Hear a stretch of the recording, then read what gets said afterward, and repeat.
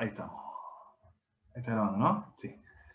Bien, entonces, la primera pregunta que les hago es, entendiendo sobre las tensiones, ¿sí? ¿Qué diferencia hay entre las tensiones elástico-explosivas y las elástico-explosivas reactivas? Con sus palabras, no hace falta que me digan elástico-explosiva 2 puntos, no, díganme con sus palabras.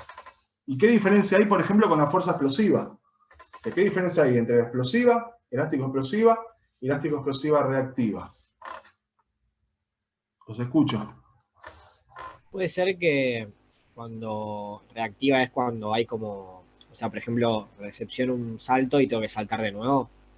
No sé si, Sí, la no. verdad no sé, pero Sí, no, porque por ejemplo, en la elástico explosiva también, ¿sí? O sea, la diferencia entre una y otra, o la carta de diferencia es el reflejo, o sea, la activación de un reflejo que se da en lo que es la reactiva, ¿sí? Entonces, vamos de vuelta. En lo que sería la fuerza explosiva, ¿qué es?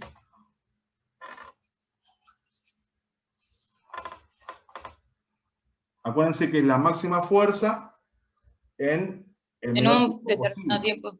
En el menor Claro. tiempo En el posible, menor tiempo ¿no? posible. La máxima producción de fuerza en el menor tiempo posible, ¿sí? Cuando hablamos de elástico, ¿qué se les viene a la cabeza? Cuando nombramos la palabra elástico. O sea, en un elástico, ¿de qué forma Se actúa? estira, un estiramiento. Flexibilidad. ¿Sí? Flexibilidad. Hay un estiramiento previo. Bien. ¿Y qué pasa con ese estiramiento?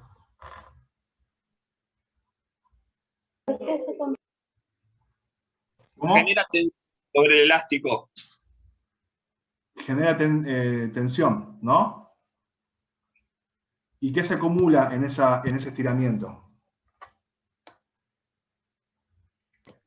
Fuerza. Vos estirás, generás fuerza y cuando lo soltás, no sé si fuerza o dentro de la tensión energía, no sé cómo lo Claro, querés explicar vos, sí, pero se energía. genera fuerza energía que cuando vos lo soltás va en sentido contrario.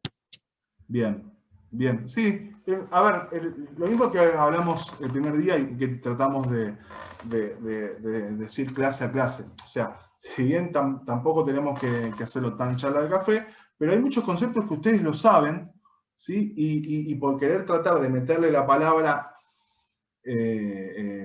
específica, se terminan confundiendo. O sea, está clarísimo, o por lo menos de primera impresión, se ve que está clarísimo qué significa, ¿sí?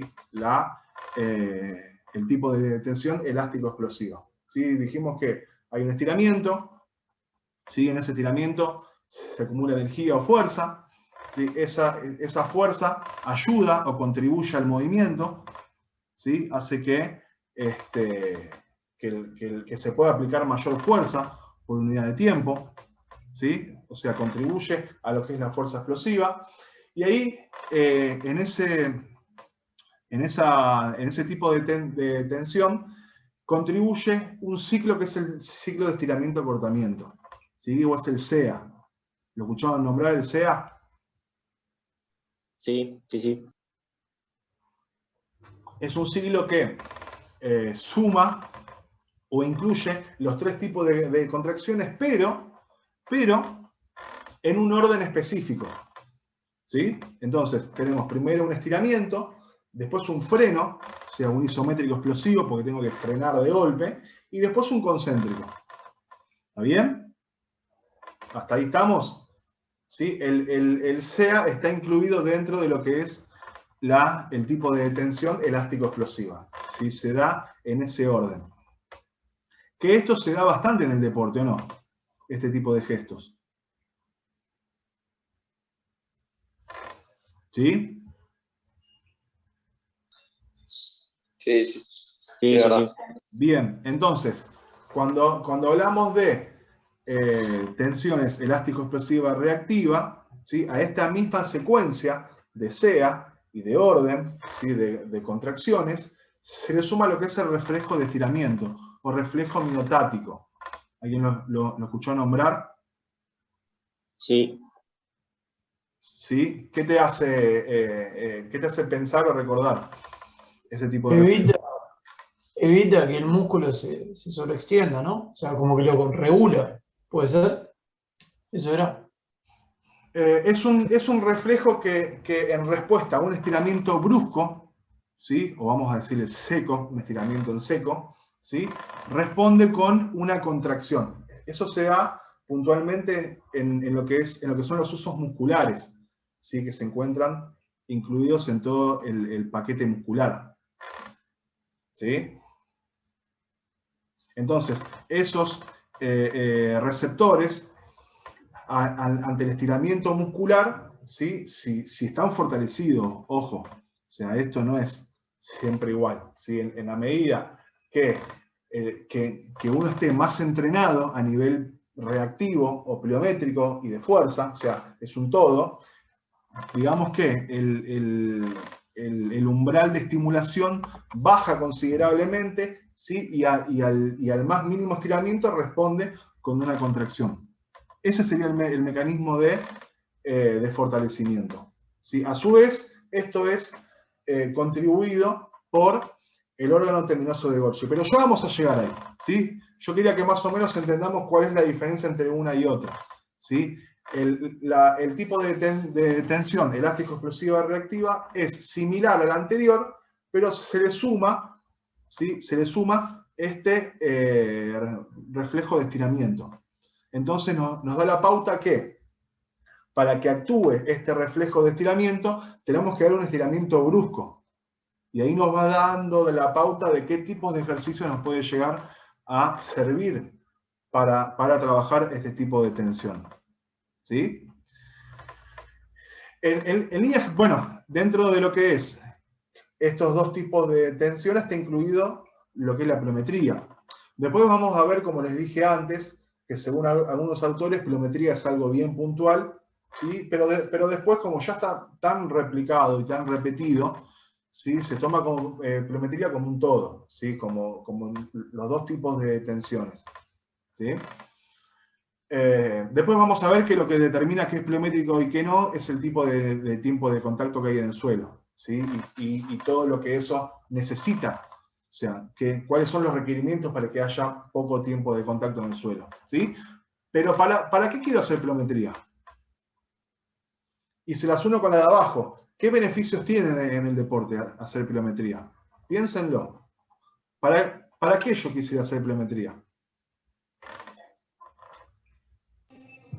Y asemejar el músculo al deporte, digamos, que tiene varios estímulos uno tras del otro. Esa es una razón, ¿sí? Para enlazar movimientos, decís. ¿No? Y para trabajar esa coordinación veloz entre un gesto y otro. Puede ser una de las razones, ¿no? Lo que sería un acoplamiento, si lo llevamos a lo que es la capacidad coordinativa. Sería eso. ¿Qué habíamos dicho con respecto a los niveles de fuerza y el deporte? ¿Qué se busca en el deporte? Más velocidad, o sea, para mí también sería la curva de fuerza-tiempo, retrasarla. O sea, ganarle a eso. Correrla para la izquierda. O sea, uno de los beneficios que nos da los trabajos pliométricos es que nos ayudan a mejorar lo que es la tasa de desarrollo de fuerza. O sea, contribuye a aplicar mayor fuerza en menos tiempo. Que en el deporte habíamos dicho que era muy importante. ¿No? Sí, profe, o sea, sirve para mejorar la fuerza explosiva, ¿puede ser? Es para mejorar la fuerza explosiva, sí, sin duda. Cuando hablamos de fuerza por unidad de los mejores valores de fuerza en unidad de tiempo, estamos hablando de la fuerza explosiva, ¿sí? Entonces, en líneas generales, nos ayuda a sobremanera a prepararnos en el deporte, porque en definitiva es lo que buscamos, poder aplicar mayor fuerza en menos tiempo, ¿sí? ¿Está bien? ¿Qué gestos lo requieren? ¿Son solamente saltos? Fíjense ahí, yo puse varias imágenes, ¿sí?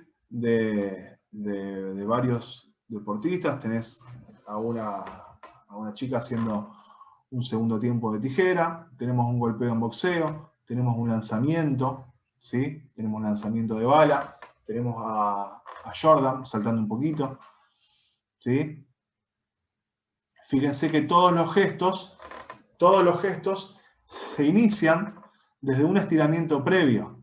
Muchas veces el estiramiento es en muy poco tiempo, no se puede observar. O sea, si no lo vemos en cámara lenta, hay veces que que es más fácil observarlo que otras veces.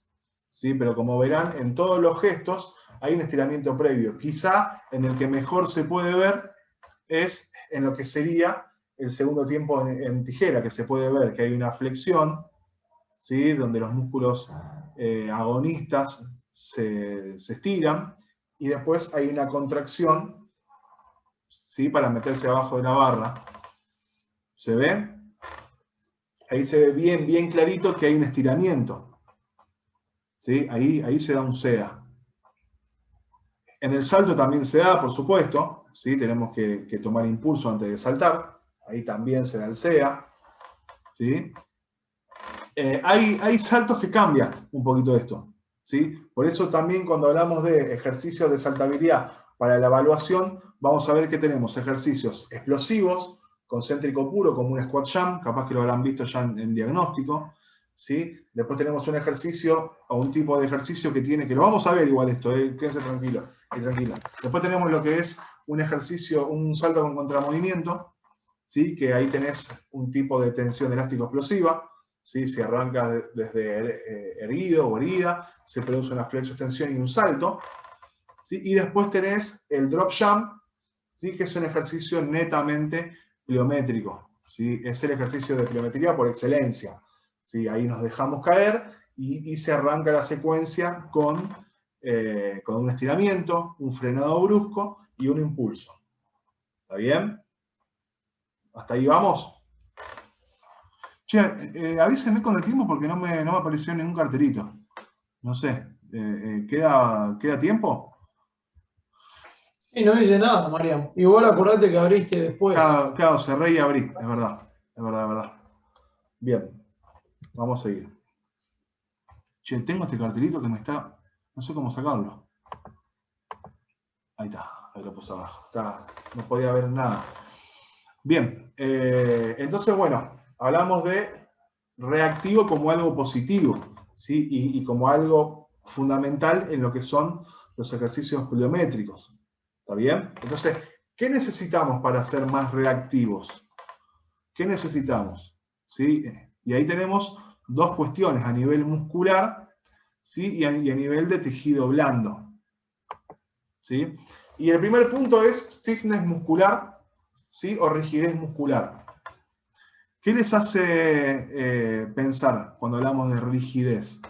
¿Sí? No lo tomen como rigidez articular. Muchas veces se produce el error de confundir lo que es la rigidez articular, ¿sí? que es la falta de flexibilidad o la falta de ROM, de rango de movimiento, y lo que es la rigidez muscular. ¿Qué entienden por rigidez muscular? ¿Es la contracción, Marian? Sí, entre otras cosas, sí. ¿Qué más?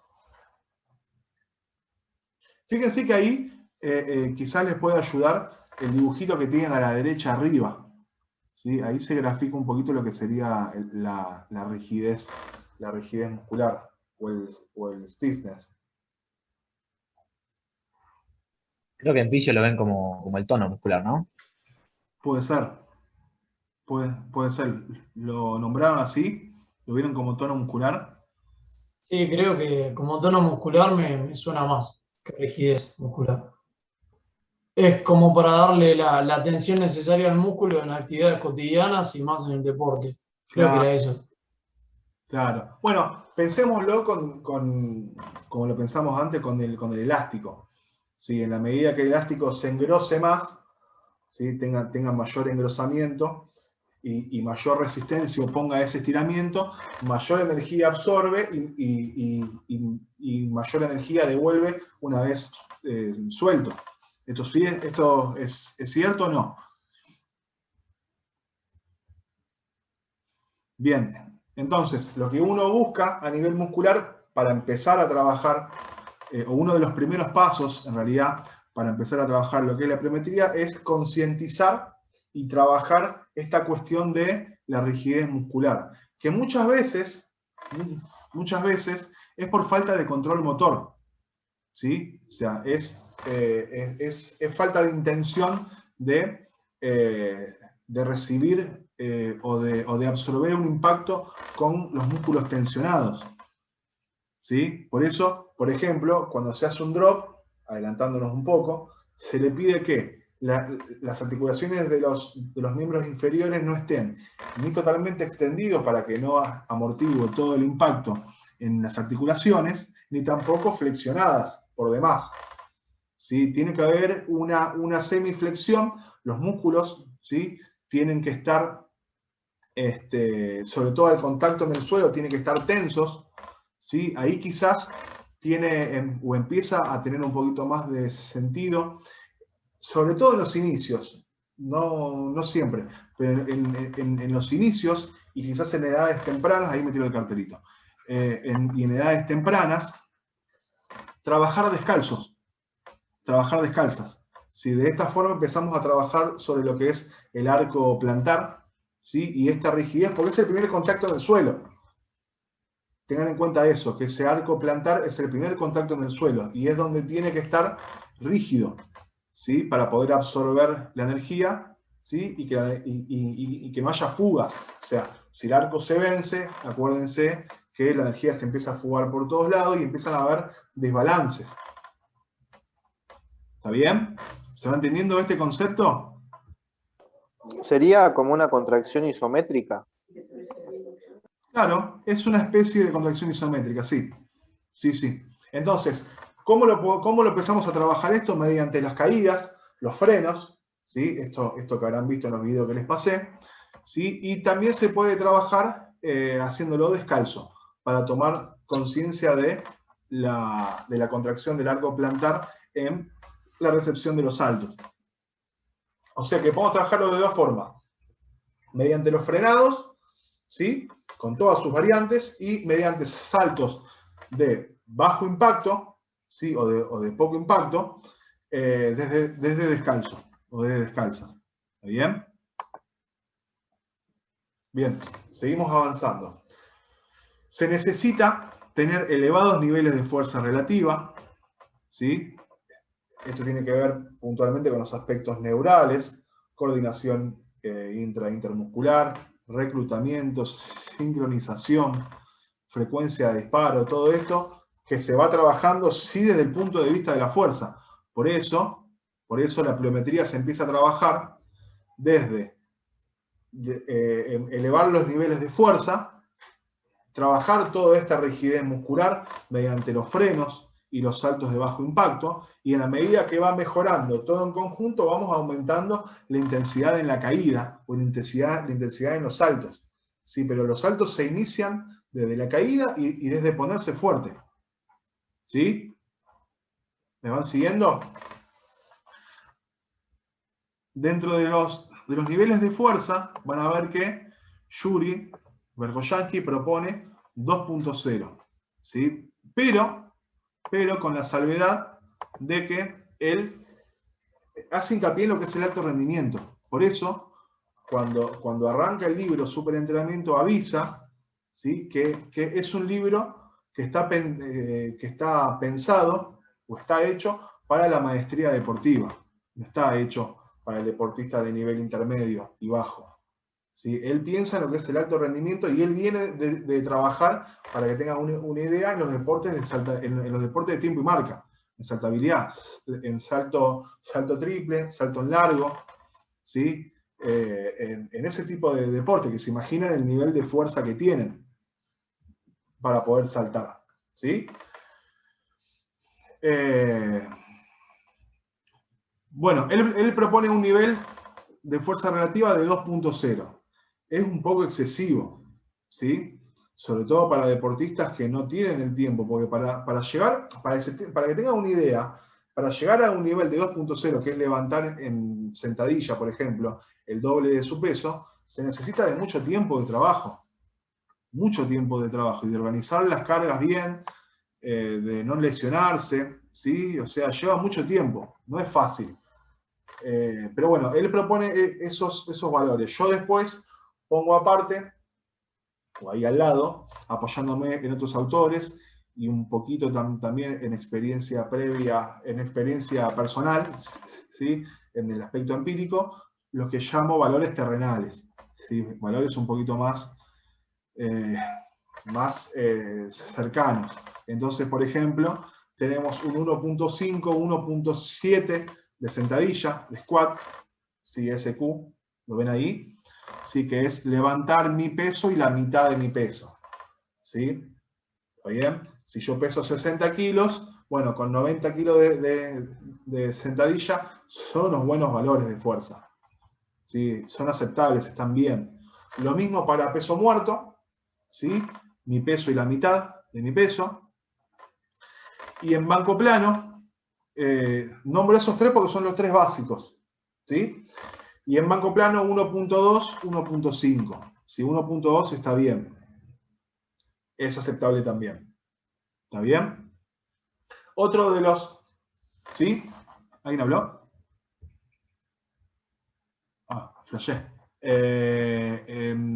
Otro de los requerimientos a nivel muscular tiene que ver con la estabilidad. ¿Sí? Acuérdense lo que habíamos visto en el continuo de movilidad y estabilidad, ¿sí? Que es una gran demanda del núcleo. ¿Sí? En la medida que aumentemos la inercia, que aumentemos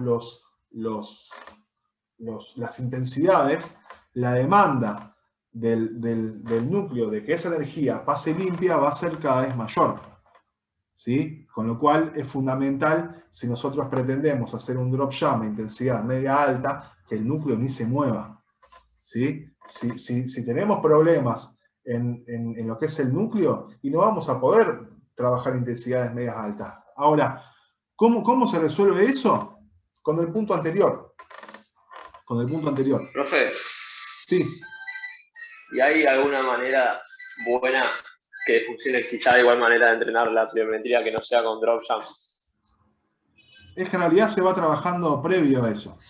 O sea, se va trabajando desde el frenado, se va trabajando desde lo que es los saltos de bajo impacto, se va trabajando a partir de enlazar, vamos a ir viéndolo eso, de enlazar movimientos, o sea, es una última instancia el drop. ¿Sí? Hay un montón de ejercicios previos para trabajar eso. ¿Sí? Que de hecho, un drop con un alto tiempo de contacto es un depth jump y deja de ser pliométrico para ser elástico explosivo. ¿Sí? La flexión es mayor, pero también hay otras cuestiones ahí en el medio. ¿Sí? Pero volviendo un poco a lo que es la estabilidad, la mejor forma de trabajar esto no es con planchas y demás, sino que es trabajando los ejercicios básicos, ¿sí? No hay plancha que pueda rivalizar con una sentadilla al 1.5 de fuerza relativa, ¿sí? De hecho, arriba del 90%, si ustedes, tanto para sentadilla como para peso muerto, por ejemplo, si ustedes no están fortalecidos a nivel del núcleo, ¿sí? O a nivel central, no pueden ni despegar la barra. Entonces, eso se va trabajando conjuntamente a lo que son los niveles de fuerza. Por eso también es importante ser fuerte, ¿sí? O mejorar los niveles de fuerza relativa, porque conjuntamente nos ayuda a trabajar este aspecto coordinativo intermuscular, ¿sí? Nosotros podemos trabajar la saltabilidad de bajo impacto sin trabajar la fuerza y trabajar plancha, que cuando queramos meter la intensidad a los saltos, el núcleo se va a descontrolar. Y eso no pierdan duda que va a ser así, ¿sí? Entonces, por eso es necesario, entre otras cosas, mejorar los niveles de fuerza, ¿sí? Ahora, para el método de shock, que es el que propone Yuri, que es dejarse caer por encima de 70 centímetros, tiene que tener un valor de 2.0 porque quedan anclados en el piso, quedan remachados en el piso, no se despega más, ¿sí? Para eso es el de la silla, ¿no, Marian? ¿Cómo? En el profesorado lo hicimos con la alfombra, ¿viste? Que contabiliza los segundos. Sí. Lo habíamos hecho en evaluación. Y habíamos hecho las dos pruebas, Squat Jump y el otro, el de directo, no me acuerdo el nombre. Y les pasaba eso, que se quedaban clavados al piso, ¿no? Y claro, el otro, el que es de altura, cuesta muchísimo más. O sea, Claro. Che, ahí queda menos de un minutito, así que cerramos y entramos, ¿sí?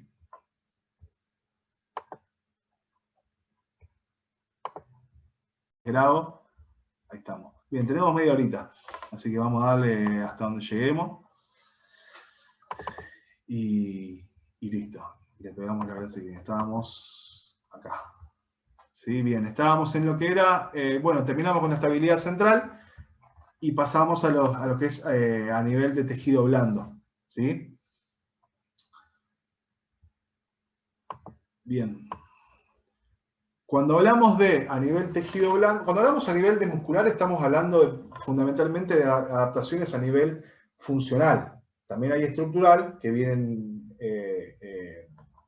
en función de la función, valga la redundancia, ¿sí? Pero cuando hablamos de tejido blando, estamos hablando de respuestas más que nada estructurales, ¿sí? Entonces tenemos lo que es el engrosamiento de tejido blando, tenemos, o quizás lo habrán escuchado en fisio como componente elástico en serie y en paralelo, ¿sí? En paralelo es todo el material no contráctil y en serie es todo el material contráctil, músculo y tendones, ¿sí? En paralelo tienen ligamentos y fascias, ¿sí?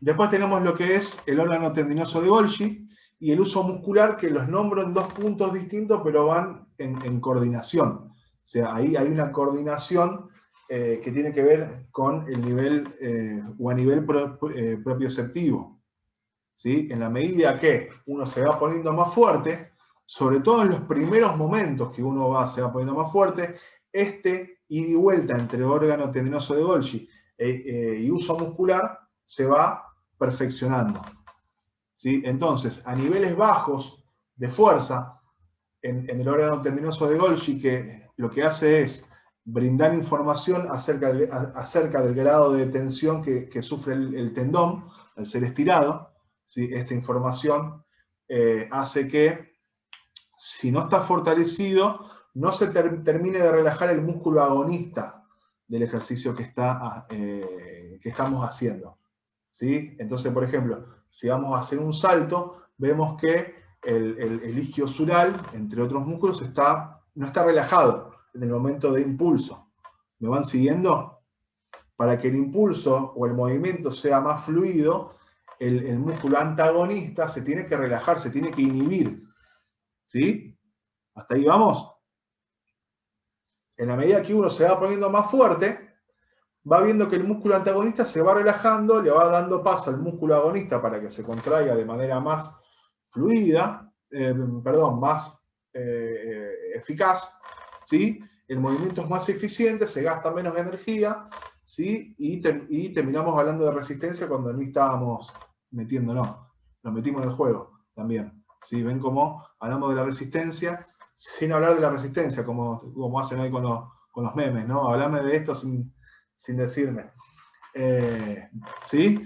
Entonces, ¿qué pasa? Si no estamos fortalecidos o estamos fatigados en determinado movimiento, se termina contrayendo un músculo que tiene que estar relajado. Y ahí es donde quizás pasa cuando acelero, ¿sí? Y me termino desgarrando el isquio, entre otras cuestiones, ¿sí? Que puede ser por falta de fuerza, puede ser por fatiga, puede ser por no haber entrado en calor, ¿sí? Pero digamos que entre otras cosas pasa esto, el músculo que tiene que relajarse se termina contrayendo y en oposición a la extensión o a la contracción del cuádriceps se termina rompiendo, ¿sí? Sobre todo si hay un desbalance entre lo que es cuádriceps e isquio, ¿sí? El cuádriceps le termina ganando y termina haciendo que el isquio se distienda o se rompa. ¿Me van siguiendo? ¿Lo que voy? ¿Sí? Sí. Bien, entonces lo que van a ver, por ejemplo, en los primeros momentos, cuando no tienen este órgano tendinoso de Golgi aceitado, es que, por ejemplo, cuando hacen pecho, ¿sí? Hacen, no sé, 10 repeticiones y la barra la apoyan en lugares distintos. ¿Sí? La van apoyando en lugares y va subiendo distinto, ¿sí? Y ven ese temblequeo. O sea, eso es falta de fluidez, es contracción de músculo que no tiene que contraerse, ¿sí? Es falta de coordinación intermuscular. ¿Sí? En la medida que uno se va poniendo fuerte, eso se va haciendo más fluido, la barra se apoya siempre en el mismo lugar, el movimiento es suave, ¿sí? Por un lado eso. Y por otro lado tenemos lo que es el uso muscular al desinhibir al agonista, ¿sí? Mediante reflejo miotático. Es decir, cuando hay un estiramiento brusco, ¿sí? Se desinhibe el músculo agonista, se puede contraer más fuerte y además saca provecho de lo que es el reflejo de contracción, que a un estiramiento brusco responde con una contracción brusca, que era el principio fundamental de lo que es la tensión elástico-explosiva reactiva. ¿Sí? Para que tengan una idea de las imágenes que puse abajo, bueno, ahí tienen lo que es a nivel neural, en la imagen de abajo a la derecha, lo que es el reclutamiento, ¿sí? De unidades motoras, lo que es la sincronización, lo que es la coordinación intermuscular, que es todo esto que estamos hablando. Eso es un curl de bíceps, ¿sí? O por lo menos lo digo yo, capaz que es una extensión, pero vamos a decir que es una flexión de codo. Se tiene que contraer el complejo, los bíceps, y se tiene que relajar el tríceps, ¿sí? Para que sea más fluido el movimiento. Después tenemos lo que es, con respecto al reclutamiento, ¿sí? Si nos guiamos por el principio de la talla, se van a ir sumando en la medida que la tensión vaya aumentando distintos tipos de fibra, pero si nosotros estamos fortalecidos y venimos trabajando lo que es la pliometría, ¿sí? Vamos a hacer un reclutamiento selectivo de fibras 2 tipo B, ¿sí? Para eso tenemos que tener unos niveles de esfuerzo un poco más elevados, tenemos que estimular ese reclutamiento de las fibras 2 tipo B, ¿sí? Tenemos que hacer que baje lo que es el umbral de estimulación para que se reclute más rápido, ¿sí? Y esto se hace con trabajos de fuerza y paralelamente trabajos de pliometría, ¿sí? En la medida que yo voy trabajando estas dos cuestiones, voy trabajando sobre este reclutamiento selectivo.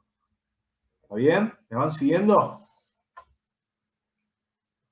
¿Alguna pregunta? Sí, sí, sí. ¿No? Avanzamos. Creo que por ahí los dos parámetros más fundamentales para tener en cuenta a la hora de elaborar este tipo de fuerza, este tipo de tensión, y digamos, la potencia, la explosividad o lo que sea, son el tratar de mover la carga lo más rápido posible, o sea, tener esa intención y producir ese ciclo de estiramiento-acortamiento lo más rápido posible. Y la otra, como si más o menos se vienen dando cuenta, es un trabajo muy neural. O sea, que hay un componente neural muy fuerte. Y para que el componente neural labure, se necesita laburar con poca fatiga, ¿sí? Con poca acidosis, con poco metabolito que interfiera, ¿sí? En esa activación neural, ¿sí? Es por eso que, bueno, después lo van a ver en planificación y demás, que las planificaciones de potencia tienen como, o de potencia, o de fuerza máxima, todo lo que tenga que ver con coordinación, tienen descansos bastante largos.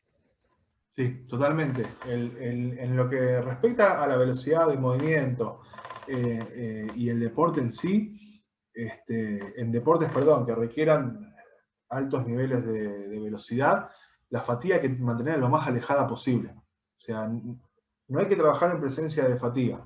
Si tenemos que hacer todo lo posible para retrasarla, ¿sí? Y eso se hace, como dijo Vito, con el manejo de la densidad, con el enlace, bueno, en este caso en lo que es la pliometría, con el enlace de los ejercicios, ¿sí? Siempre la prioridad, cuando trabajamos la pliometría, va a ser la velocidad, ¿sí? Y a partir de ahí nos va a dar la pauta de que, o sea, llevándolo a los factores de la carga, tenemos que darle prioridad a lo que es la intensidad. El volumen va a ir atado a que la intensidad se mantenga elevada. Si nosotros queremos darle prioridad al volumen, la intensidad va a bajar. O sea, esto es así, son interdependientes. En la medida que el volumen suba por volumen en sí, por el objetivo de aumentar el volumen, la intensidad va a ceder.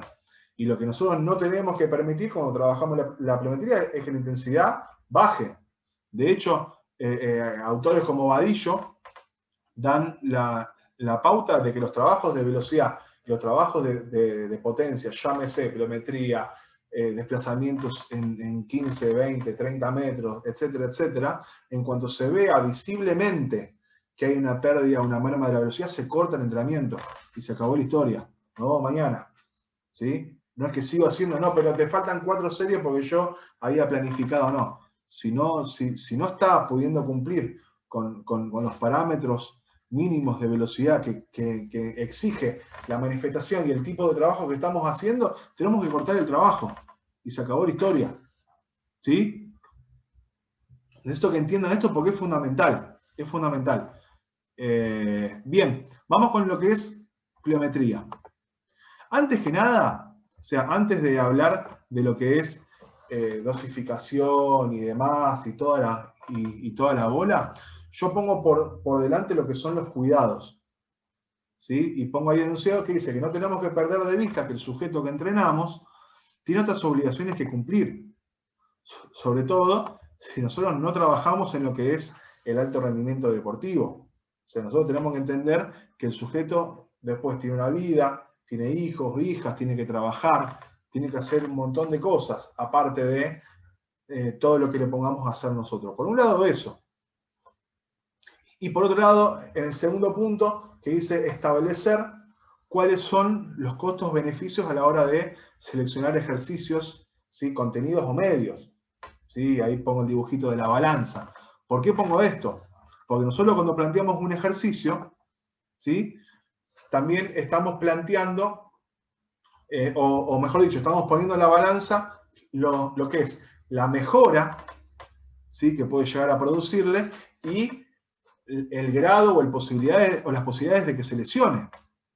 Cuando nosotros, o sea, hay ejercicios que supongamos que en los papeles, ¿sí? O a priori, tiene un alto índice de mejora, pero también tiene un alto índice de lesión, o es muy lesivo, y me parece que no sé si vale la pena utilizarlo.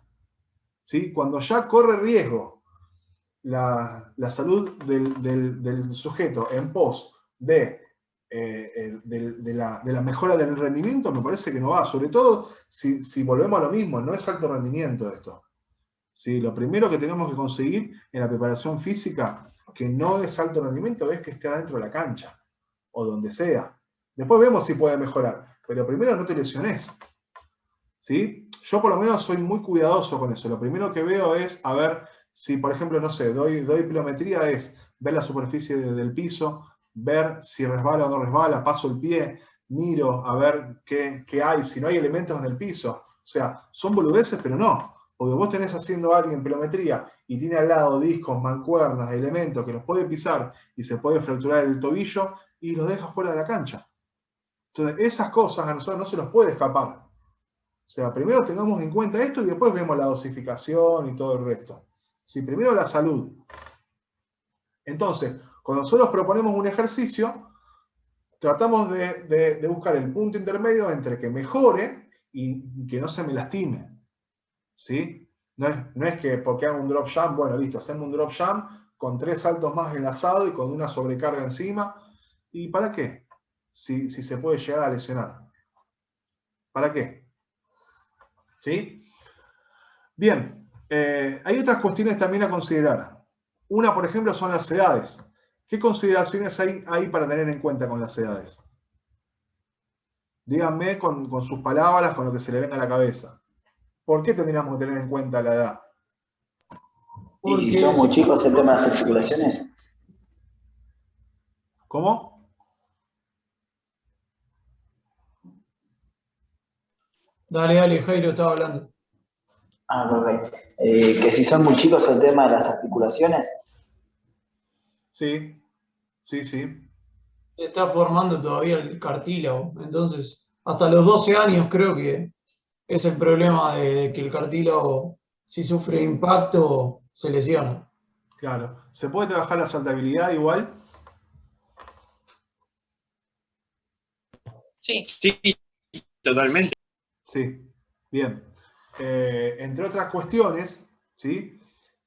Uno de los objetivos, uno de las adaptaciones estructurales que da el trabajo de la fuerza es el de engrosar el tejido óseo. Se hace que el hueso se engrose, producto de la mineralización. Al revés, por ejemplo, en deportes donde tiene baja, no sé cómo decirle, a ver si ahí, Huguito, me puedes dar una mano con eso, que siempre tiras la palabra justa.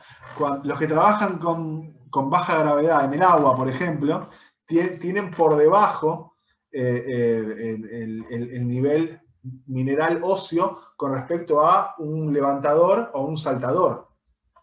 ¿Sí? En ese caso también hay que tener en cuenta, si nosotros tenemos un nadador, ¿sí? O una nadadora, de tener mucho cuidado con los trabajos, que no digo que no lo pueden hacer, ¿sí? Porque los trabajos pliométricos, si tienen una intensidad no muy elevada, los va a beneficiar, ¿sí?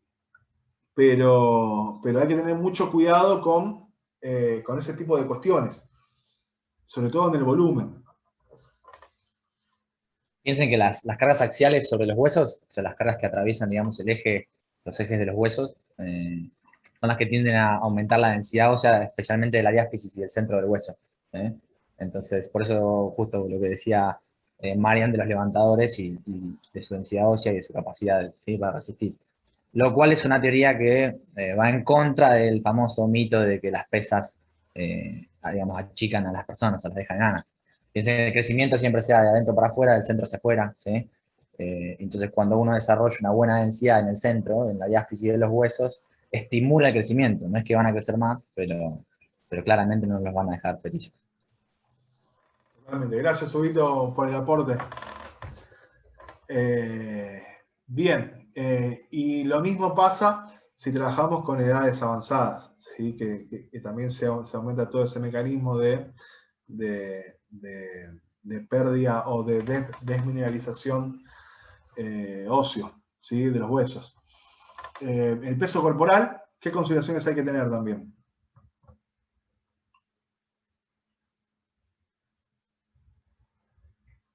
Y que si es una persona con sobrepeso a la hora de una recepción, la articulación se va a resentir más. Perdón, antes que nada, no es que estamos con estos puntos excluyendo a esos sujetos, sino que estamos viendo de qué forma adaptarlo, ¿sí? Porque si no queda como decir, bueno, sobrepeso, no, que no salte. No, por ahí me expliqué mal, o sea, por ahí en la recepción de un salto, que sea de una altura muy elevada, o sea, no claro, que no pueda saltar, sino que la recepción sea con mucha velocidad, digamos. Claro, pero a eso me refería yo con estos puntos, ¿sí? Que no es que busco decir o busco excluir, sino que busco tratar de ver la forma de integrarlos, ¿sí?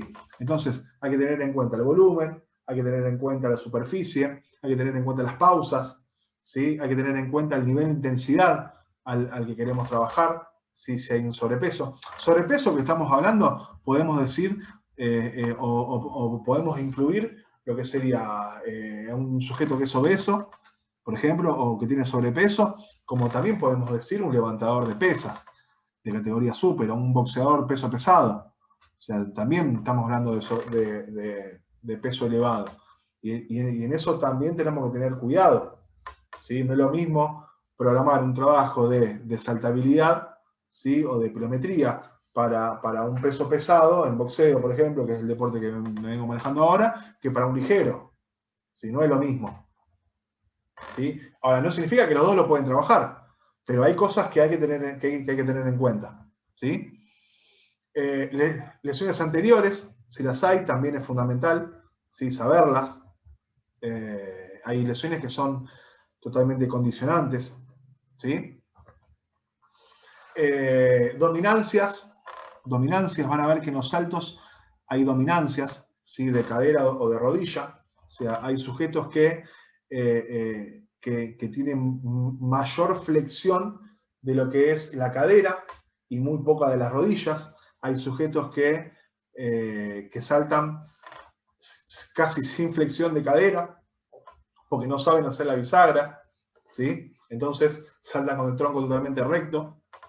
La idea es que que haya una triple flexión, que es lo que se ve en el dibujo, ¿ven? Que está en el medio. Hay una flexión de cadera, se llama triple flexión por flexión de cadera, flexión de rodilla, flexión de tobillo o dorsiflexión, ¿sí? Y después se da la triple extensión de esas tres articulaciones, ¿sí? Con lo cual, si hay dominancias, se da mucha mayor flexión de una que la otra, ¿sí? Esto hace que el ejercicio sea menos efectivo. O sea, después van a ver que también hay gestos deportivos que hacen o que llevan más a una dominancia que a otra. En algunos casos son adaptaciones propias del deporte, ¿sí? Fíjate en un par de diapositivas para atrás, viste la chica que estaba haciendo el segundo tiempo. Fíjate que tiene muchísima dominancia de rodillas. A ver si llegamos a la foto, mirá. Ahí está. ¿Ves? Ahí tenés, por ejemplo, un mal ejemplo, justamente. Tal cual. Ahí se ve bien un ejercicio bien dominante de rodilla. De hecho, por ejemplo, para corregir estas cuestiones, hay un videíto de Marchante que ve estas cuestiones y que da ejercicios correctivos para uno y otro. O sea, cuando hay dominancia de cadera, por ejemplo, recomienda hacer saltos con sobrecarga o contramovimiento con un disco. ¿Sí? Esto hace que el tronco sea vertical, o más que nada poner la carga por detrás también. Esto hace que obligue, digamos, al sujeto a tener el tronco más vertical, ¿sí? Y viceversa, para lo que es dominancia de rodilla, recomendaba hacer empujes de cadera o empujes de cadera balístico también, ¿sí? Como ejercicio correctivo para este tipo de cuestión. O también puede ser, por ejemplo, si quieren un swing con lanzamiento o un swing, ¿sí? Pero digamos que va a ser más, o se va a corresponder más dinámicamente si tratamos de corregir con un balístico u otro balístico, ¿sí? Bien, frecuencias a realizar, ¿sí? Y ahí también pongo una frase a modo de recomendación. Tenemos que recordar que más no es mejor. O sea, no es que pliometría me hace bien y listo, trabajo todos los días, ¿sí? La carga óptima siempre va a ser mejor, no hay que excederse. ¿Sí? Se recomienda por lo general hacer trabajos de pliometría de 2 a 3 veces por semana y espaciados, ¿sí? Que hayan de 24 a 48 horas. Y a 72 si fue una carga extrema. Si estamos hablando de pliometría de alto impacto, 72 horas. Pero si estamos hablando de pliometría a nivel terrenal, ¿sí? Con 24 horas está bien, 24, 48 está bien, ¿sí? Y no hacerlo toda la semana. Tengan en cuenta, por ejemplo, si trabajan en deportes de salto, ¿cuánta demanda de saltabilidad tiene ya el deporte? Si, por ejemplo, trabajan con voleibolistas, ¿sí? Que ya tienen un alto índice de volumen de salto en el entrenamiento. No sé si es tan recomendable seguir trabajando el salto en la preparación física si después van a saltar en la cancha. ¿Me explico? Entonces, quizás sea mejor trabajar otro tipo de cuestiones.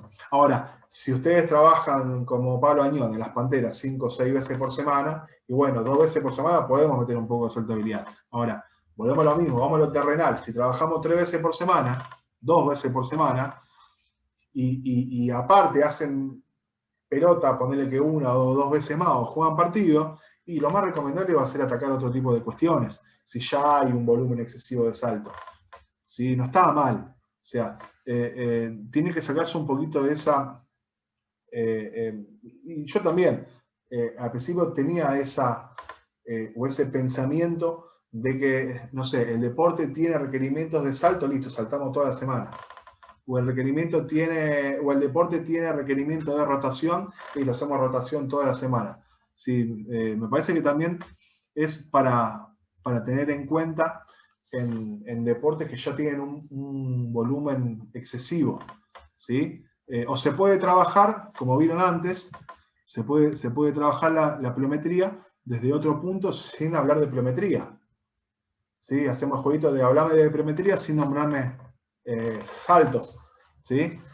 Entonces, podemos trabajar o contribuir en esa saltabilidad sin tener que hacerlo saltar toda la hora.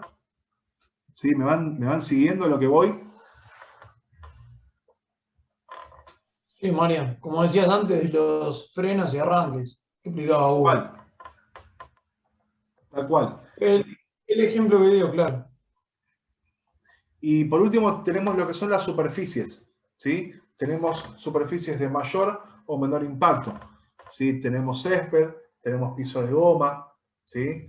Que tienen menor impacto. Tenemos el cajón, ¿sí? Que si bien tiene la dificultad de que tenés que caer sobre una superficie elevada, tiene menos impacto, ¿sí? Tenemos ejercicios que a priori parecerían tranquilos, pero que son de muy alto impacto. Por ejemplo, los saltos de rodilla al pecho tienen un impacto terrible sobre la articulación. Y es un ejercicio que uno dice, oye, salto rodilla al pecho no es tan complejo. Y se puede hacer en cualquier lado. Y tiene un impacto terrible. O sea, puede lastimar ese ejercicio. ¿Sí? Hay que enseñar a caer también. ¿Cómo? Clave, hay que enseñar a caer. Es clave. Tal cual. Por eso es fundamental empezar. Una pregunta, profe. Sí. Vi que muchos ejercicios de saltos, por ejemplo, se suelen hacer en la cama elástica. Al ser una superficie tan elástica, digamos, ¿sirve para la pliometría o al dar resistencia y ayudar al salto? Sí, eso se llama pliometría facilitada. Pliometría facilitada. Lo que hace es que, te lo digo con mis palabras, o en líneas generales, lo que hace es que le enseña al sistema neuromuscular a contraerse a mayor velocidad. ¿Sí? O sea que la idea de eso es que en el sistema nervioso se crea un registro de la velocidad de contracción. O sea, es un pan para hoy. A ver, no es para tomarlo como algo, como una finalidad, ¿sí? Sino es para alimentar el ego. O sea, vas a saltar más, sí, pero después, bueno, saltás con ese implemento. Pero sí entendiendo que eso te puede ayudar a entender a qué velocidad tendrías que moverte. ¿Me explico? Habría que ver también la capacidad, digamos, de elasticidad de la superficie. Claro, Si hablamos tampoco tiene que ser algo tan excesivo. Claro, si hablamos de una tamblinera, sí, el tiempo de contacto, viste, en la tamblinera es muy corto, muy rápido. Entonces, en ese sentido está bueno. Claro. Ahora, te vas a un mini tramp y el mini tramp tiene un tiempo de contacto larguísimo. Claro. Entonces, no te ayuda. ¿Sí? Claro. Por eso, algunos usan bandas elásticas. Por ejemplo, van a ver, bueno, hace poco, Pablo, que subió el entrenamiento de las panteras, había colgado del techo unas Superband y saltaban con los elásticos agarrados. ¿Se entiende? Entonces, el elástico cuando bajaban en la recepción del impacto, se estiraba y ayudaba a salir más rápido. ¿Sí? Algo similar sucede. Facilitada. Claro. Algo similar sucede con el entrenamiento de la velocidad supramáxima, que es cuando te tiran, digamos, con un elástico. Y vos vas corriendo y el elástico te ayuda, digamos. El elástico te favorece, no es que te retiene. Y en ese sentido también te enseña que cada pasito que des lo hagas lo más rápido posible con el menor tiempo de contacto posible. Tal cual. O sea, es una herramienta más de trabajo, ¿sí? Entendiendo que es una herramienta más de trabajo, pero hay que tomarlo como eso, ¿sí? No hay que quedarse con eso como que salte más, ¿sí? Eso es justamente para alimentar el ego. Pero sirve. En determinado nivel sirve. Alguien que no sabe saltar, hacer lo que salte con un elástico agarrado, no tiene mucho sentido. Ya en determinados niveles, donde el margen de mejora es muy chico, esos detalles empiezan a hacer la diferencia. ¿Sí?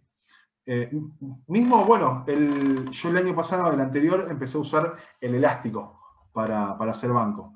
Y sí, te da 30 kilos más, pero te enseña, digamos, a mover la barra más rápido y sentís los kilos en determinado momento. Pero de ahí a decir que mi RM fue ese, y bueno, no es.